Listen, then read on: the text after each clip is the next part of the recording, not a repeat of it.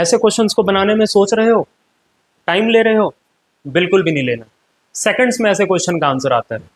जरा ध्यान से देखो भाई, करना क्या है। क्वेश्चन है हमारा कि इस क्वेश्चन को इन एक्टिव वॉइस में चेंज करना है। पैसिव वॉइस में गिवन है, एक्टिव वॉइस में चेंज करना है। आप कभी भी एक्टिव टू पैसिव या पैसिव टू एक्टिव का क्वेश्चन बनाओ, आपके अपने माइंड में सिर्फ एक ही चीज होना चाहिए, वर्ब।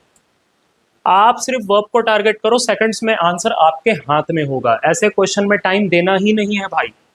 क्या लिखा हुआ है? He will be made. Will be made यहाँ पर वर्ब फॉर्म है, तो आप अच्छे से जानते हैं कि ये जो लिखा हुआ है विल बी मेड, विल आपका एक मॉडल ऑक्सिलरी वर्ब है। उसके साथ बी प्लस V3 का फॉर्मेट कब बनता है? जब हम लोग उसको पैसिव में लिखते हैं। तो भाई इसका एक्टिव भी होता होगा, तो जब हम लोग किसी मॉडल को एक्टिव में लिखते हैं तो मॉडल के साथ वर्ब का बेस फॉर्म लिखते हैं, तभी तो उसका पैसिव क्या बनता है? Modal plus be plus V3। Simple सी बात है।